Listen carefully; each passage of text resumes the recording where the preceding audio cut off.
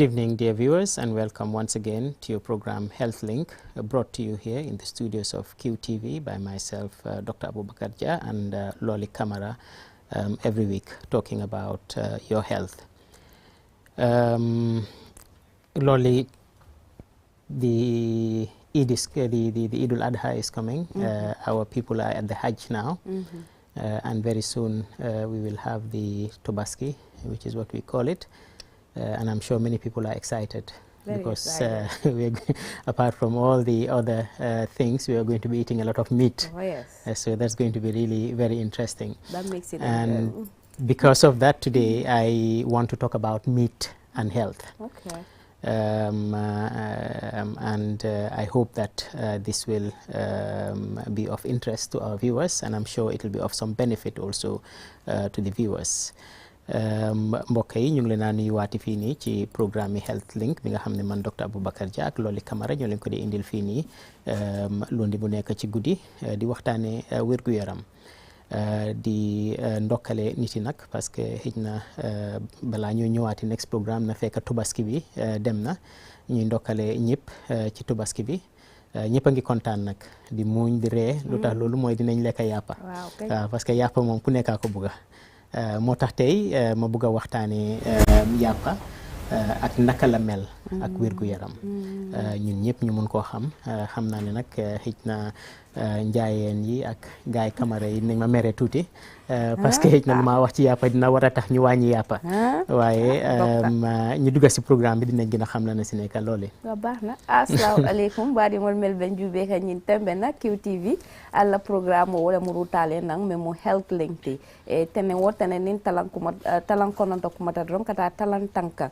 te Loli M Camara nin Dr. Aboubacar Jah kana sijan ka kuwol kacamiyan kol ɓe dendi jata kende ala kuwol bi ɗum docteur ko bari alhamdulillah nga ñatilin salola même banna saloti banna salo ɗum ɓe yalon ne karla mi yalon ko a watoñin diyatal de bari kay ma femo mumu suboto ko buka manke silan ɗum docteur ko bi wolba kala kacak moti e bari salo sutiyata nan bi mina be ma fen la ko la kacara mo suboti a nyanta kala nyamen e bari salo ko mo be ke muna fan walla ko bari de kuma dol flaska ba kamar kundan kol ni ture kundan kol silande bari be munyala la inshallah okay so that's good. I mean, I am sure even our camera people are looking at our table. Yes, maybe they can show our viewers the table because we are trying to see who will take these items back home to either roast it or to fry it. I don't know how we are going to cook it, but I'm sure I would like to have one of those items there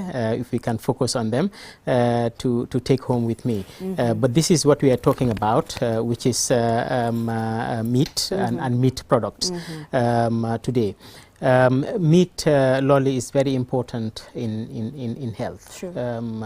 It is part of the balanced diet. Whenever we say balanced diet, meat is very important. It's part of it. It is a very good source of protein. Protein is one of the things that we need in our bodies.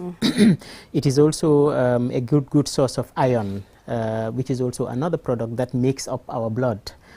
So people who have lack of blood may want to take more meat so that they can get iron, so that their blood can form better. It is also a source of vitamins, lots of vitamins. And those vitamins are important in the functioning of our body. There is even one vitamin that the main source of is meat products, which is vitamin B12, which is also very important in the production of blood. And people who are vegetarians who don't take meat tend to have vitamin B deficiency, vitamin B12 deficiency, and they need to take supplements from other sources of vitamins. So by and large, what I am saying is that meat is important. Okay. It is good, but unfortunately, apart from having these useful things, it also has some harmful products. One of the products that is really very harmful in meat is what we call the saturated fats. That cause cholesterol, that actually increase the level of cholesterol in our body. And there are other effects of meat I will come to, but I want to just say that it is important. It is part of our balanced diet, so we should eat meat. but meat also has some things in it that in excess is going to cause us problem. If you take a lot of meat that has saturated fat, then your cholesterol levels will go higher. We all know what will happen when your cholesterol go higher, so maybe I will leave that segment so that we can explain this better until we come back. But mbokk yi lu ñu doon wax rek mooy yàppa baa ngi nii teg nañ ko ci table bi tey xam naa ku nekkaa ngi xalaat nag kana koo yóbbu kër pour toppatoo ko tey si guddi pour reeree ak moom gars yi caméra yaa ngi xalaat loolu mën naa loolu itam ñu ngi xalaat naka lañ ko defee waaye daal nañ seet naka la moo demee ab ta waaye lu ci munti nekk mooy yàppa dafa important si nit bokk na si lu ñoo ooyee balance diet mooy lekk bi dafa war a dañ ko war a peese wala dafa war a ànd ak façon yi lekka bu nekk war naa bokk ci lekka bi nekkut ne benn façon yi lekka rek ngay bugg di lekka pour nag lekka yi mu balance bi lay xalaat nag naka laa ko waxee ci olof waaye pour mu méngoo ak li nga xam ne moom la wér-gu-yaram nama dafa am lu nekka loo ci war a def ci lekk bi loo xam ne moom mooy méngoo lu ànd ak wér-gu-yaram yàppa nag bokk na ci loolu noonu ne lekka war naa am yàppa parce que su nit amut yàppa dina am ay problème yoo xam ne dina ko am yàppa boobu noonu lu ñu ooyee protéine bokk na si yi nga xam ne moo ñu dee jox protéine ñun nit ay lu ñoo ooyee weñ mooy ion ñun dañ dee gis weñ nii rek fas fu nekk yaa ngi faa gis weñ waaye ñun tam dañ dee lekk weñ te weñ dafa baax ci deret bi moo dee defal deret bi yàppa am na weñ boobu noonu am na loolu nga xam ne moom dina baax ci suñ deret yi yàppa tamit am na lu ñu ooyee ay vitamine ay yu ndaw la yoo xam ne mu ngi ci biir lekka yëpp nag façon yi lekka boo gis am na ay vitamine yoo xam ne moom mooy make sure ne suñ yaram bi dina liggéey naka la war a liggéeyee am na yu bëri yoo xam ne ay vitamine moo ko dee doxal ci biir yaram bi yàppa tamit am na vitamine boobu noonu so mu nekk kon lu am solo loo xam ne nit war na koo lekk ba bokk na ci vitamine yooyu moom laa wax mooy vitamine B12 bi nga xam ne si yàppa rek daanaka si la nekk amut ci beneen lekka moo tax ñi nga xam ne seen aada wala seen diine daf leen aaye ñu lekk yàpp à tool ñooñu dañ dee am problème yi vitamine B12 bii nii ba nga xam ne dafa am dañ ko dee war a jël ay per yoo xam ne moo leen dee di dollil vitamine B12 boobu noonu kon yàppa am na solo waaye nag soo ko seetloo yàppa tam am na ay mbir ci biiram yoo xam ne dafa lore waaw bu ci gën a fés si luy lore mooy lu ñu ooyee diw graisse bu ci nekk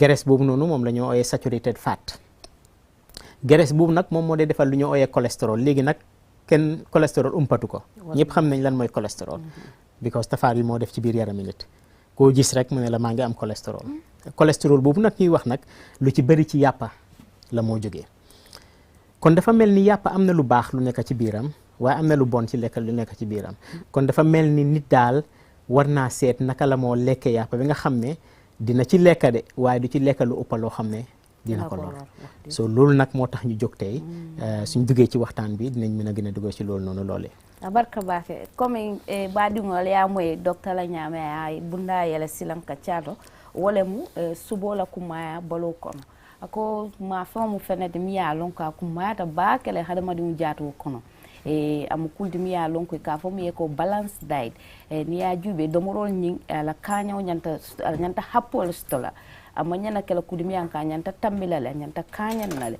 adu balo jorawol bijele mi ya lon ka sulata la balo kono pour ka ke balo ke ku mi an ka nyanta doko ase doko ke comme ya nyanta kala no nyamen adu adabla to kono wala musuboti subo kumata la pour hadamadu ke muna faal kantum ka fo be ko vitamin B12 wo mu kultimi ya lonko aka subo da male kono ni ko soto ke ma ko e bakele dol bijele mi ya lonko wol yetol bali subo mumela bel itol bije ni yetol mul bali subo le tol kana ko kole ko ni soto le mi ya ko wala mo te vitamin B12 nyindi e kana soto ida bori ke solo kono wala be fenne diile la mi ya lon ko wala be ma ko en pour ko balo la jorawol nyin tamandi comme a nyanta tamale nyame woto subo kumata hadama dum jaato kono aboko le domor koton be nyame e nyanta stolal bari fana akumata nyame aka mantoro fana nato wala nyam ni ala na tambi wala ya do mo fa tambida ase mantora nole kantu e ka fo mi ye ko kengol mi ya lon ko wala be suboni kono saturated fat wo mo kuldi mi ya lon ko kole ya kula ko le nati kengol suboni ni ya do mo na siate bolo kono aka kule nati mi yanko wala mo cholesterol di cholesterol mu kuldi mi yanko sa manke kumpa kuti a manke kukutati mo jamale bota kalam yemo mo nyininka nde cholesterol leben woto bi docteur ko mbol ko le kacala mo nyante famma ko no la nyaadi le mi yanko wolbe den subola fannajen bi mbole ko nyintala ka kacha ko min docteur ayi. Thank you very much, Lolly. That's very good. So therefore we come to the issue of what are the harmful effects, because I think that is what is most important in this program of meat, if we take it excessively, because the issue is taking it excessively. There are studies done around the world and different people take different amounts of meat.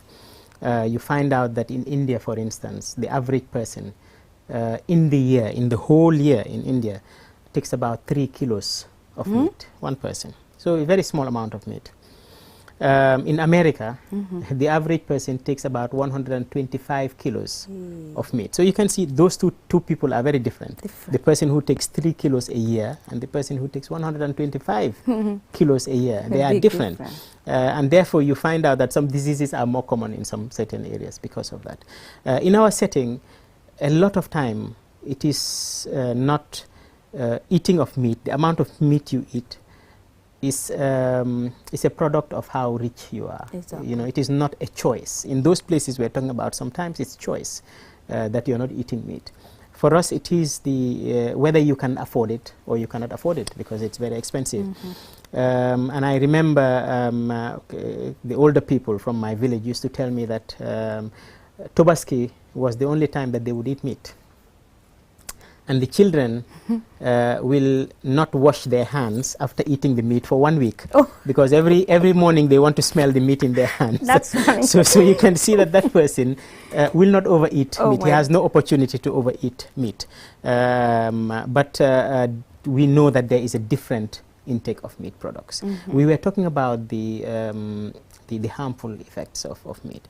I think the first thing that I will mention is the cholesterol bit of thing. If you look at the meat itself, even you can see that there are some white areas. I don't know whether we can see it. These are all areas of fat inside the meat. But you will find out that that is not the only fat in the meat. Even the red bit within the muscles itself, there is some fat inside it that we are not seeing ourselves. So people may say that, no, I'll take just the meat that doesn't have fat. But no, there's no meat that doesn't have fat. Within the meat itself, there is fat.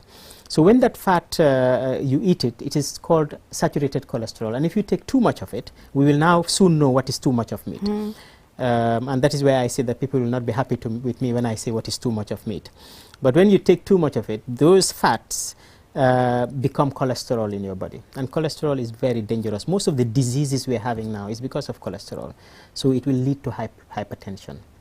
It can lead to increased diabetes or uncontrolled diabetes. It can lead to weight gain that is not good for you. It can lead to heart problems, including stroke and heart attack. All these things, cholesterol can cause it. So cholesterol is really very harmful. The other problem that we used to think about that meat causes, that's why we call that disease the disease of the kings, is what we call gout. But now science has come far to know that the meat itself is not the cause of it. The cause of it is the lack of being able to process the meat in the body. Okay, and therefore you have some crystals forming in the muscles that cause that gout. But whatever we say about it, eating of too much meat, if you have gout, will worsen your condition also. But the most important thing that has come in a very big study that was done recently is that actually meat in excess can increase the chances of somebody getting cancer. And one of the biggest cancers that it can cause is bowel cancer, cancer of the intestines. And recently, if you watch the BBC, they were showing a lady, a very young lady in her 30s, I think was a very famous lady, who died of bowel cancer in the UK, meaning that she was not diagnosed early and by the time she was diagnosed, it was too late, and she died of that. So these are just some of the harmful effects of eating too much meat, and when we come on the next segment, we will now talk about what is too much meat and what is good amount of meat for us to talk about. mbokk yi lu ma doon wax ak loolu rek léegi nii mooy ne yàppa nekk na loo xam ne lu am solo la ñun ñëpp gis nañ loolu noonu. gis nañ tamit ne nit yi ni ñu dee lekkee yàppa bokkul. am na ay gëstu yu ñu def yoo xam ne gis nañ ne fu mel ni India soo fa demee benn nit ki suñ xaymaa ñaata yàppa la dee lekka ci at bi 3 kilo yàppa ci at bi ba at bi jeex muy lu tuuti lu néew loo xam ne moom lañ dee lekka parce que ñoom ñu ci bëri si ñoom seen diine mayut leen ñuy lekka yàppa mu am ñoo xam ne nag lu ñu dee lekka ci yàppa dafa ëppa lool ñu ci gën a garaaw mooy Amérique ñoom buñ ko xaymaa liñ gis mooy ne nit ki dina lekka 220 kilo ak juróom ci at bi benn nit ki. waaw loolu nag mooy average li ñoo ooyee average mooy soo ko xaymaa nii rek. am na ñoo xam ne nag dinañ lekka lu ëpp loolu fuuf ci at bi. ñu gis ne nag nit yi kon nuñ koo lekkee du benn tey nag dinañ leen wax si mbiri xam-xam lan mooy lu doy ci yàppa nga xam ne nit ki su lekkee lu ëpp loolu kon mu ngi lekka li nga xam ne waru koo lekka. ñu gis ne yàppa wax nañ leen njëriñ yi nga xam ne moo ci nekk. li nga xam ne ay loraange yi moo indi bu ci gën a ëpp loo xam ne dafaa indi loraange mooy saturated fat boobu ñuy wax noonu mooy diw boobu nga xam ne mu ngi ci biir gis nga ko gisuloo ko mu ngi ci biir. boobu nag su nekkee ne ëpp na si yaram bi mooy def cholestérol. cholestérol nag moom mooy dem fatta demeekaay deret yi ba nga am lu ñoo ooyee high blood moo dee di indi high blood si lu ñu bëri. mooy indi diabetes boo xam ne doo ko mën a contrôle. dina tax ba nga xam ne sa xol bi cholestérol boobu noonu jëmekaay deret di faa dem dina ko mun a taxawal ba nga am lu ñu ooyee heart attack moom mun laa rey sax mun nga cee amee stroke mooy ne benn boor bi yëpp dem te doo ko mun a tey yëg waaye lu ci gën a garaaw léegi nii mooy ne am na gëstu yu ñu def yu ñu gis ne ndekete yàppa tamit bokk na si luy indi cancer te bu ci gën a fees mooy cancer bi nga xam ne mooy dal butit yi. ñu dee seetaan news dinañ gis ne Angleterre bu yàggut nii si seen news bi BBC am na koo xam ne kuñ xamoon la kuñ ràññee woon la mu nekk xale magut noonu si 3 fukki at ak dara la am mu ngi dee bu yàggut ci cancer ci butit bi parce que cancer boobu teeluñ koo gis ba nga xam ne balaañ koo gis pour rek wan nit yi tamit ne ci dëkk yu mag itam nit yaa ngee dee ci cancer nekkut ne fii nii rek la nit yi di dee si cancer kon loolu noonu tam lu am solo la pour nit yi xam ne ndekete yàppa lekka lu bëri mun na laa lor kon nag suñ ñëwee ci beneen su demee ba loolu yi wax ni dinañ ñëw nag si lan mooy lu doy ci yàppa yeñum min fo docteur Kumata Bakere komin ka cadayla ni min wala nafa mi yalon ko wala be subola kula bari tonya nafa balal de bari kolya ko fana bijele surtout ni yalla na tambi ala lan na tambono wala mu ko mi yanko wala kana nyin kolya ko nat min mu surtout subo mi yalon ko komin docteur ayi tan di janne mi yalon ko kengol katara kono yaaje maaje wala mi yalon ko ka fay ko red meat ko fana mu fene mi yanka stara no kanal ni ala na tambi aka kolya kole na dia mi alon ko wole mate saturated fats de mi mu cholesterol nyenti cholesterol do niata fast tota ase kunati mi alon ko wole mu folo yelo nyanta borla nyame bolo kono abuka ka londele diabetes asa ko tale ka la na tambi faytina amanan kunno la kotek o fana mu kolya kolti munta don juso fana kono asa man tora no fo yelo nyanta borra nyama ata borra no la as kudi la mi alon ko wala mo heart attack ti wala asi fondi no ni wala wonodo fana mu kulti mi anko ka be sunta cholesterol la kolto fana mu kul mi anko doctor ya yitan dijam anim fana ka fo mi ko cancer in the intestine wala no wol kono ti cancer soto no wol kon ako ni ka tele jube ba ke fami anko wala mo BBC ti amma me fam musu nemo do mi anka kasio betara sanje tan saba wol ma fon adam keda modi mi alon ko atobota bakela no moli alon felenda futani yola kula mi alon ko wala mo nyin kansa kura onyinte yara fam kansa nyimbe no wala kono bari mantar ya ka alon ya lon wato mina wato kura onyin tam lan na tambida e manna a jarano a futani yol ko tonya kansa be mol bankane de bara manke afrika damade bankol mi yalon ko fan iblu ye ko be ada jorol be bula sembo be bu kansa be fana la mol bankan woto kansa fana am kultimi yalon kala ko jakalu wata bak ada am kultimi yalon ko sa sala mi yalon ko bidugo ni bu sa sala woto happo mi yalon ko hadama di nyantole tal koma ya fo nyame India ako kiskis roe mi yitande je mi yalon ko wala molti mi ngi yanko etel ko subo nyinta kay muna faal sin sawo kono abukata mi kilo sabala ika min dum domo America mi yalon ko eke muna fan subo la mi yanko ya kiskis atata le ni ajube mo kilo sa kilo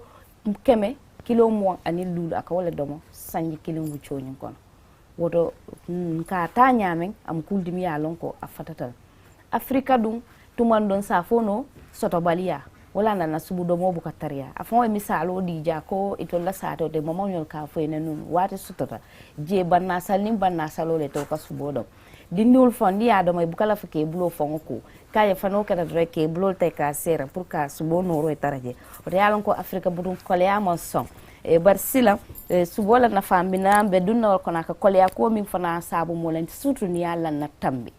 Thank you very much Loli may wax rek ci olof loo wax ni léegi dama ko fàttee wax ci olof parce que lu am solo la ne yàppa wax nañ leen India naka la ñoo lekkee yàppa ñoom at bi yëpp bi at bi jeex di nga gis soo leen seetloo 3 kilo la ñooy lekka America soo leen seetloo di nga gis ne kenn si nit ki dina lekka lu ëpp téeméer ak 2 kilo Afrique nag fii nii comme Gambie fii nii am na ñu bëri ñoo xam ne nekkut ne bugg a yàppa wala bañ yàppa wala ñàkk a bugg a lekka yàppa moo tax ñu ñàkk a lekkal yàppa ñu ci bëri ñàkk ko am rek la ñàkk koo mun a jënda ñàkk koo mun a gis man nag dañ ma daan nettali ci suñ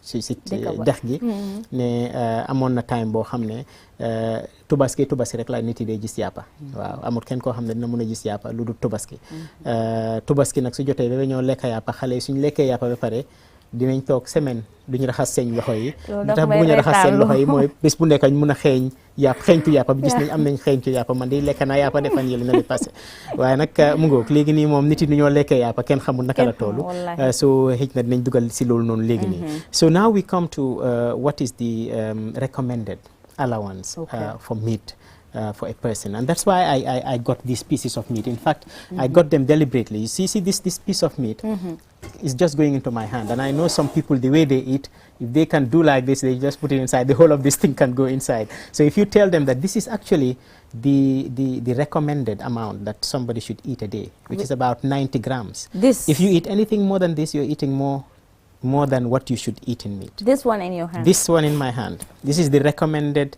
amount of meat, which is about 90 grams. And if you look at 90 grams, it's about the weight of about 3 AA batteries. And that's why I brought some batteries earlier to show. But this is it. It's in my hand. So if I wanted to swallow this thing, maybe some people can swallow this thing in one go. Oh, yes. But this is what is the recommended amount, 90 grams a day. Really? In a day, you should not eat more than this amount of meat. If you eat more than this amount of meat a day, you are causing yourself trouble.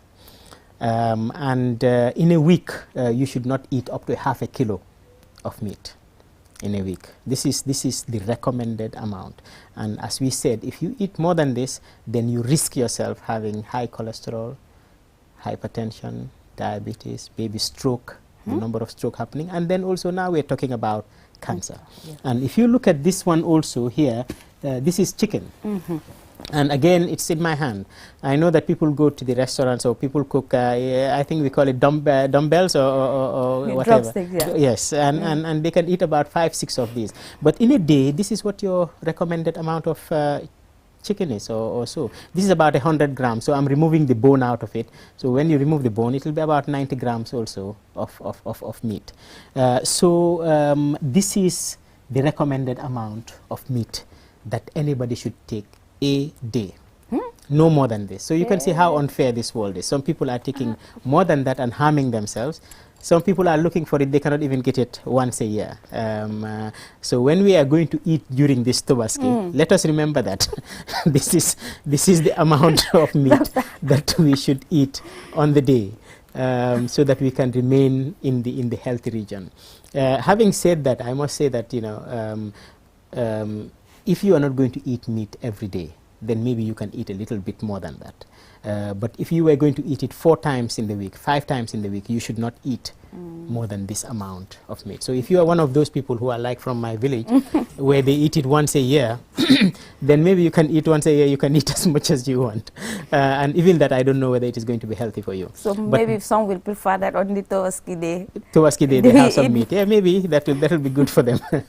But this is the recommended amount, 3, 4, 5 times a week for you to take this amount of meat that we have shown, which, as I said, if you want to weigh it, is about 90 grams of meat. In fact, in England now, the advice from their health authority is don't eat more than 70. So they're reducing it from this. This is about 96. I weighed it right now on my way coming to the studios. So that's the recommendation.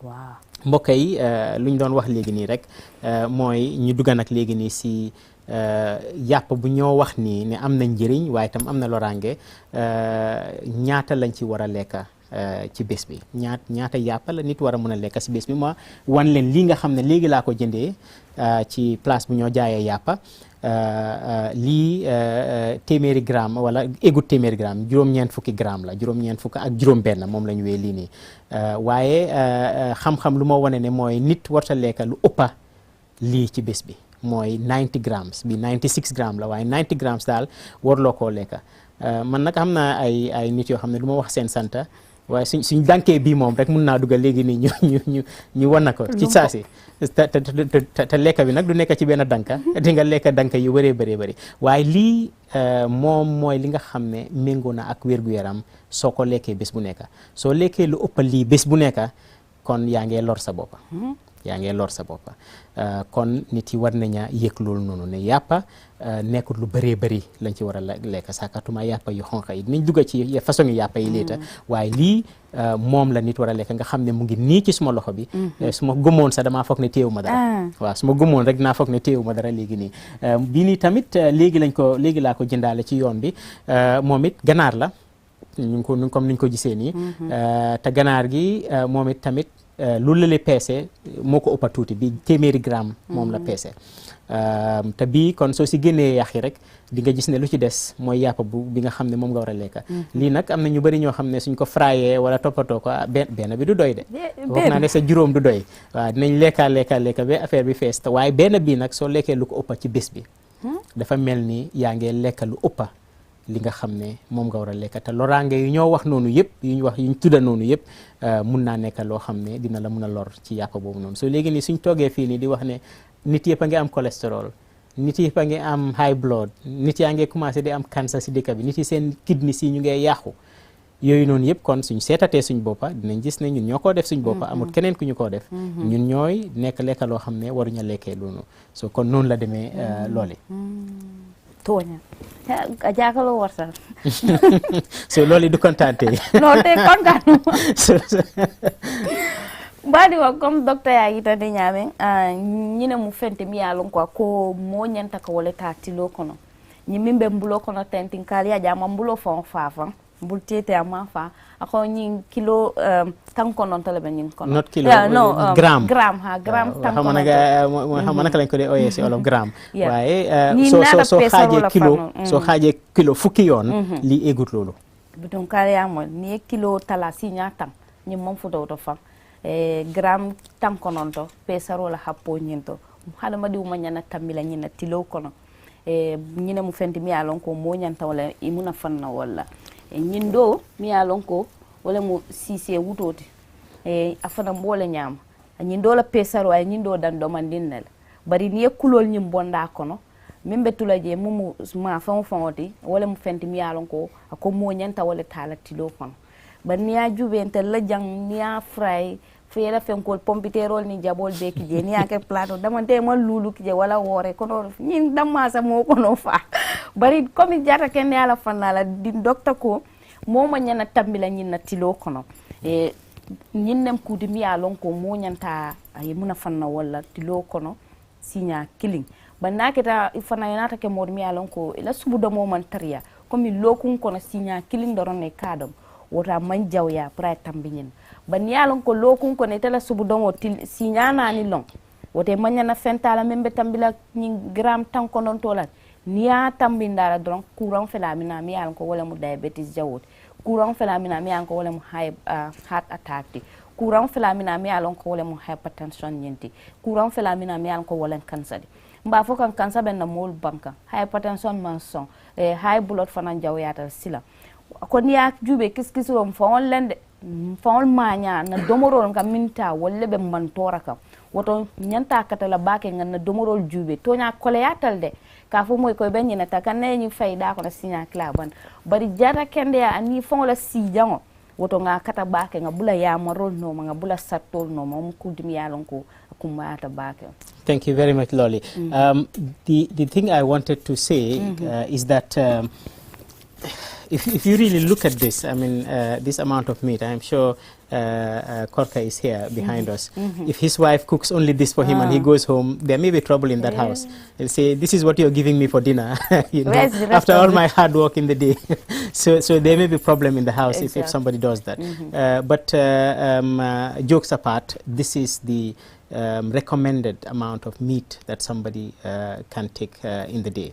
I think what we will do, Lolly, is we're going to open the lines now on 5050505 so that if anybody wants to be part of this discussion, I'm hoping that nobody will call me and start telling me off that you don't want us to enjoy our Tobaski.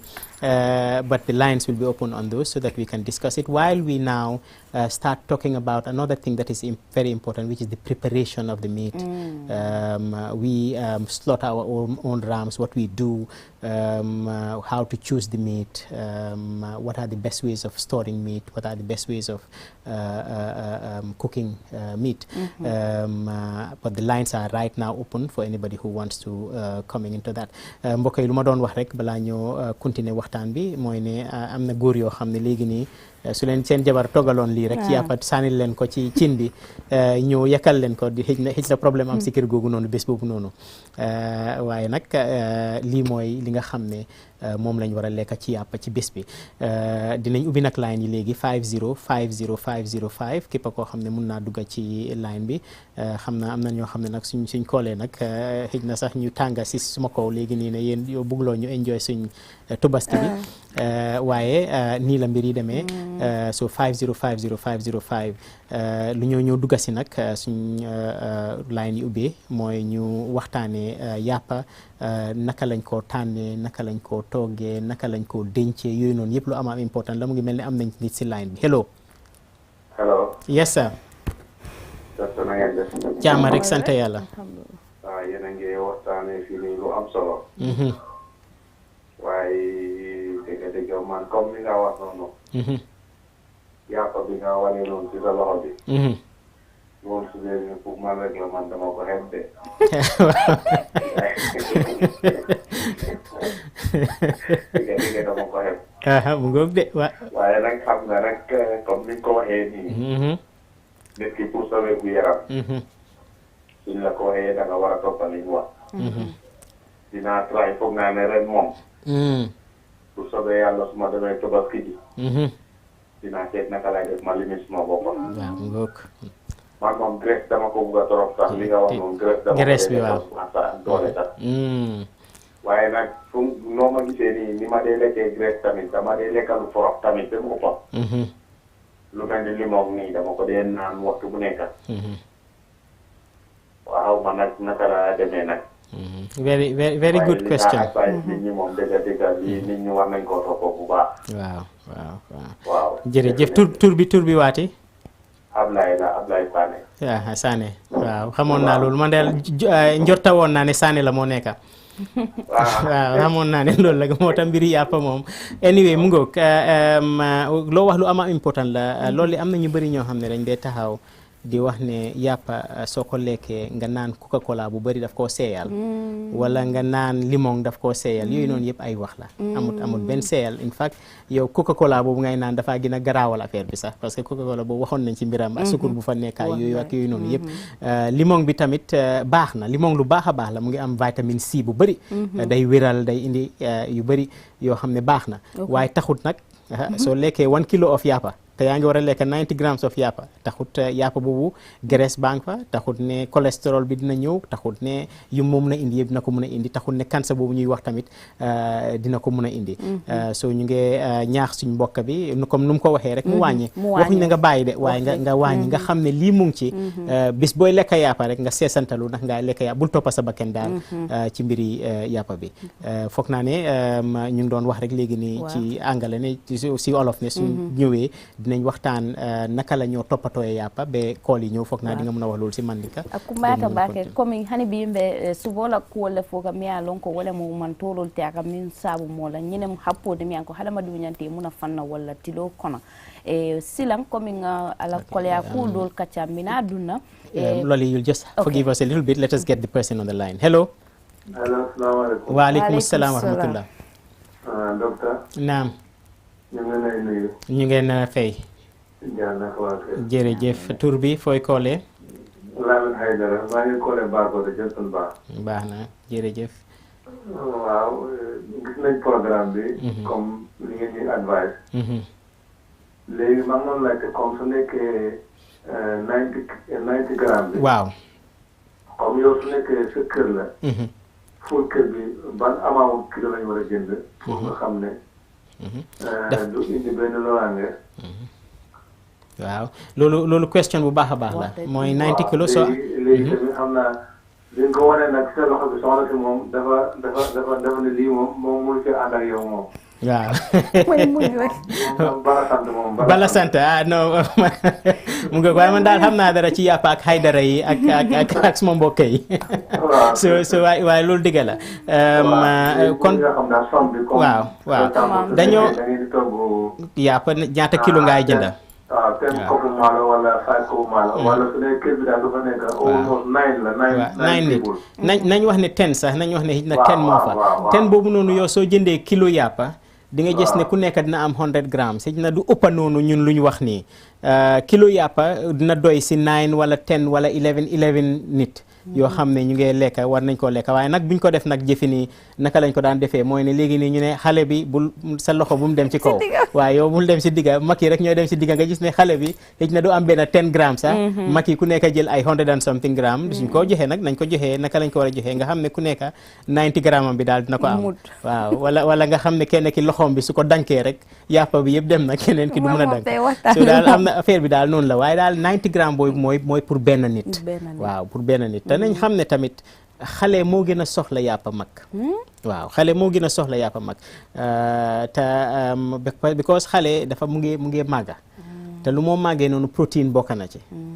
xale cholestérol feek bëriwul bëri ba boobu noonu du ko lor naka la moo loree mag waaye yooyu noonu yëpp lu ñu war a seetlu waaye question bu am solo la nga continuer loo doon waxtaan ak mbokk silam bina dunam min kono wole mu ma fengo ni niasto iba natata fa fata mba mutan mba marano la nyamen mba mabono la nyamen ani mba tabino la nyamen fana mi alon kate mo mantora silan docteur bina dunna wala kono comme laynol fana yelta mo moy nyinin kar ko story maybe the two questions that came up just briefly answer them the question about the amount that just came from Mr. Haydara here and I think the other question I can't now remember what it was about but maybe you can start with that. Yes sante nyinin kar la fulo min nyim fulanjango min bota je tenti tonya bidia ko jakalo wartale. Sorry, we have another person on the line. Yes, yes, caller.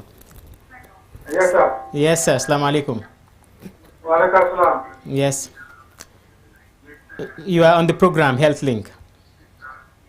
Level the program. Bismillah, idabije.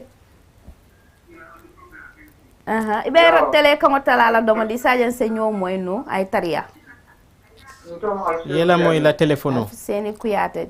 Ha ibela moy la telefono le tele kama tala bake. Senyi din karo ke no katabake. Yo, unko. Ha. Unko. Ha mbe moy kam bismillah cha. Aha. Mole be jam me alon ko asebe sajita woro anin fula. Ha. Parako aniyola ka fa, ni fa. Ha. Namoy. Malo mona ko koso. Yo, docteur be jabel inshallah. Okay, so just a quick one on that. mooy ne dafa laajte ne dafa am koo xam ne ñaata at la am 60 ndax. waaw 60 over 60 years la am. nokki bi moo dee fata. waaw dafa gaaw a fata loolu noonu lu bëri mun na koo koos. nokki bu fata dina bi mun na koo nekk mun naa nekk xol bi. mun naa nekk sax kidney failure daf ko dee def. yooyu noonu yëpp daf ko dee def ba nga xam ne moom kooku noonu lu ñu ko advice na dem lopitaan. ñu toppatoo ko ñu mun a seet fan la jógee ñu mun koo faj. ila ñini karo ku mata bake docteur ko jama ku jama le ka sum wala bari ya samin fono ñin tembe na wala mari e kata ko ke kata l'hôpital to ya check je e na futata l'hôpital to tumando je checkiro ke da nyawnyandi ba ma ko lala adu jaralo sto na ta nyawnyandi fone ba de malal. So you can still continue. I'm sorry we've been stopping you about the person who asked about how many people. The first caller mo follow me a call ke akotonya kole ya ko lon pour ka hapo ñin takat la batman do fana docteur ñi mutok ya marol min di pour mo sakata kana tammin na aka bo kala kuldimi an ka bo hapo mutamuno na tata salo la tumanda fana bala kata ko kala kaje ko di hakilo bulane bari do ni nata jata kende ala fanna ñi mo fula njaw mi kiliro ke woko sila bari docteur ko ke gram tanko non to moma nyana tambila sa mol mi yala ko wolle be korra kono itel nyanta gram jolle tala tilo kono naketan safono mo konton tole bije fod mo tang docteur ko ngake mo tante don silam manyana tambila kilo kilina wo kilo kilin fanan nin talar wato sita momo do soto je din new lombang ke ba lombang momo do ta do mota soto je adum aka kuma yatale din new fanan nkan hakilo tu la kod jama ni tare kal korda dol kono ka fa dinul kane blobla tem ni wulta yala e bloko na yadil aske hani gram tam faytol because toji woto dinno la ka kumata pour wolke muna fam subola. Seems there's somebody on the line. Let's just take him. Hello. Assalamu alaikum. Wa alaikum assalam wa rahmatullah. Docteur ci Modou Ndiaye lañ koy wax Farafenni. Ndiaye. Jaama rek sant yàlla mbaa yàquma sa tubaski bi kay.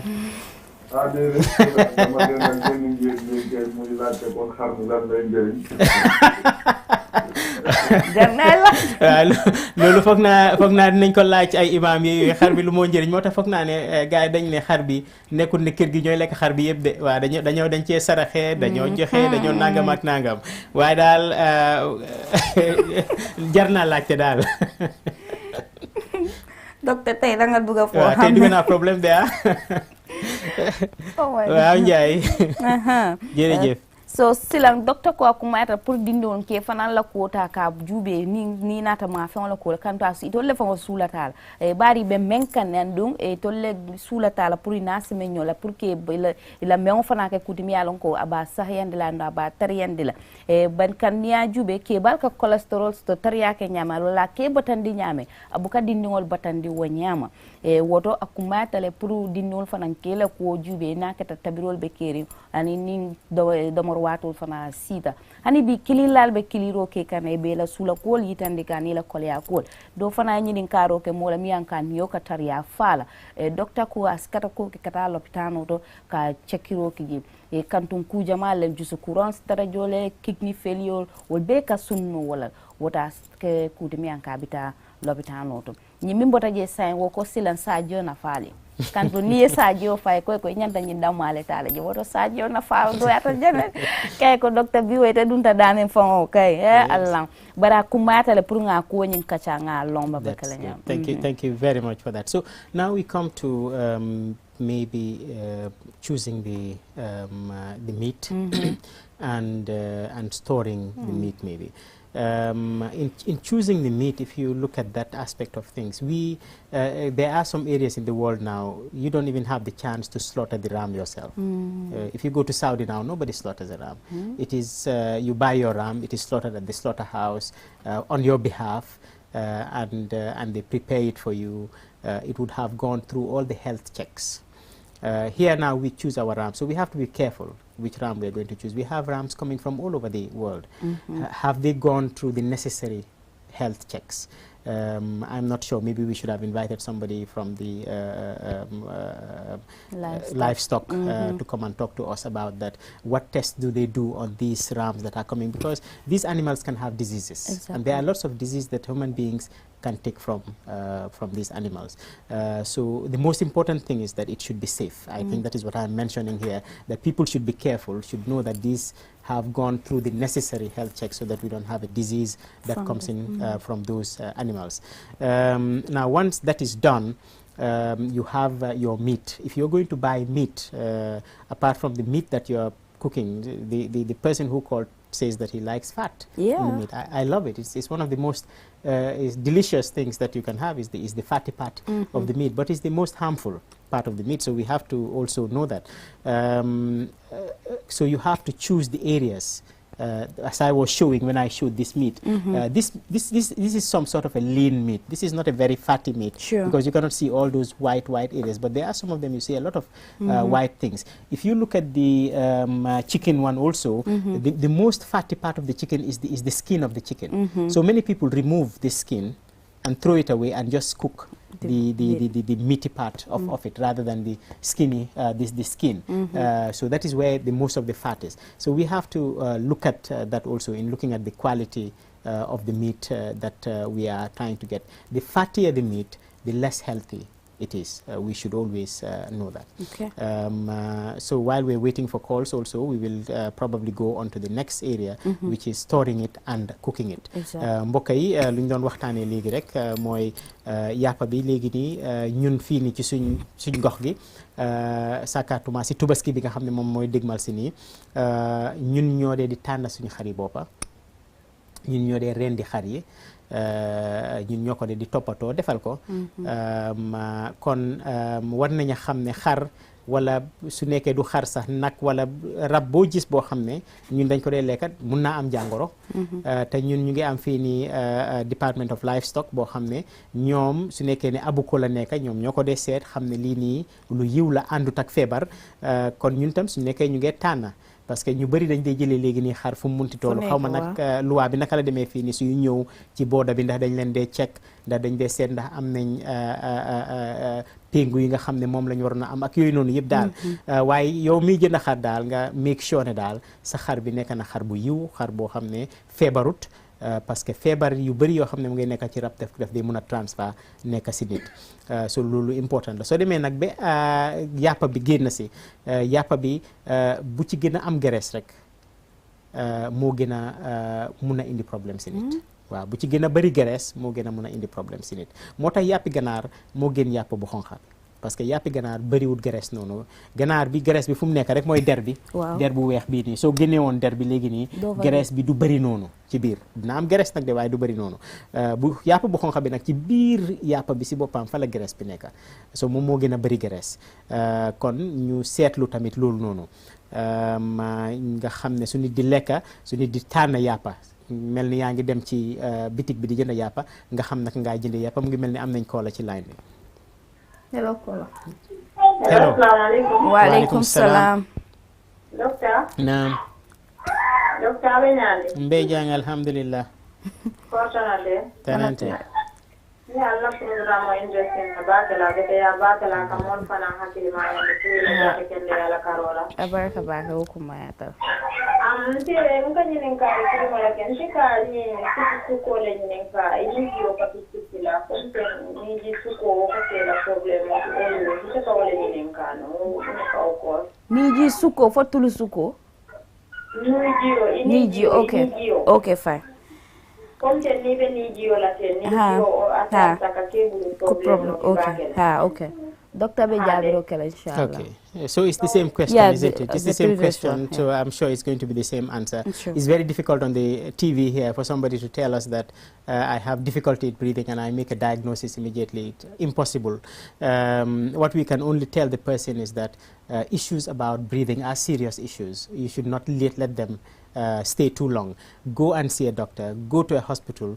The system is that you go to your nearest place. Whether it's a small hospital or a big hospital, doesn't matter. The health personnel should know how to deal with it. If he doesn't know how to deal with it, he knows where to send you. next, the next level of referral, until you reach the final level of referral, which is the Edward Francis Small Teaching Hospital, and the specialist in that may be able to see you and deal with your problem if the other centers cannot deal with it. But this is what we are advising her to do. Doctor ko ñinin karol be mu kilinete wo kamala jabirol fana be kala kilinete niji sukola ko kulmi alon ko mo manyana tulunnal na e ma nyanta kata ko kele futa lopitano ta tariyata nyam lopitani din non fu lopitani balo ite nyanta kata ko kele futa ja tariyata nyam ni futa ta je no so min beje wala docteur o min bi jabe safero kala ka yitandi ko de nyini la kole akode ibe kila lopitano to dami ko se jara noji mi alon ko lopitan bato mimul banjunti RVT ni futata woto drop docteur mi yalon ko wala kanyum courant sifal jar ibe kata ko kala kaje ko de ni wol bole foy se ma koy jara lolo ko materiata nyame kanto nyin mu kulti mi yalon ko courant na mi an ko manke tulundante. Thank you very much. So I think we've talked about how to choose the meat, and now we come to the maybe storage of the meat before we talk about the cooking of the meat. For the storage of the meat, people should remember that leaving meat outside for long periods can cause very serious infections in the meat. Something like salmonella, which it can kill if you have salmonella food poisoning. So that is where food poisoning can come through. So we need to make sure that as soon as we have the meat, we clean it, we make sure that we freeze it. What we are using, we use it. What we are not using, we freeze it as soon as possible. So we can go back to the person who said, what is the use of that ram? That ram, you don't need to take it in one day. You don't need to eat all of it in one day. For God's sake, you can keep it for long, but you have to know how to keep it. It seems I've been told that we have just about 1 minute to go, so it is going to be up. So I'll just say word maybe on cooking it. When you're cooking the meat, remember that the meat already has oil in it. It already has fat in it. Frying is the worst way of eating meat. It's maybe the most delicious, but it's the worst way. Probably the best way is grilling it. And when you grill it, you put it on a rail so that the oil seeps down rather than remaining with it. I think this is all we can say for now. We are wishing everybody a nice Tobaski, and let us be careful on how we eat the meat. I will allow Lolly to go into that. Maybe I should say that briefly in Wolof. Si dencha bi ak ci toga bi wax nañ ne dencha bi looy jël daal na nga ko use léegi nii loo dut use nga gaaw def ko si fridge balaa nga ko usaati toga bi nag moom bu ci gën mooy grill bi soo ko grill mooy nga lakka ko soo ko lakka nga def ko ci grillage bi nga xam ne siit luy siit ci suuf nga xam ne loolu du bokk si looy lekk mooy diw bu bon bee yooyu noonu kon ñu ngay ñaanal ñëpp Tabaski bu neex daal ñu bàyyi ñu ne time bi jeex na loolu just 1 second rek loolu wato bantale bari ke niya suboñi natara fa fata e ba mabu no le ñame e min tabila wota e mammi sulamina yo mabu yake frijo kono pour que fantanka courant côté olma tabiri ñañin nak wala mu janiro wala mu kudimi yalon ko docteur ko wala gena beteyata ya jan yake griya so kay jiyo ji tulo ji woto alamam be ma be lala mba falale ko budu salibo inshallah. Thank you very much. Thank you very much, Lolly and the team. Let me take my meat away.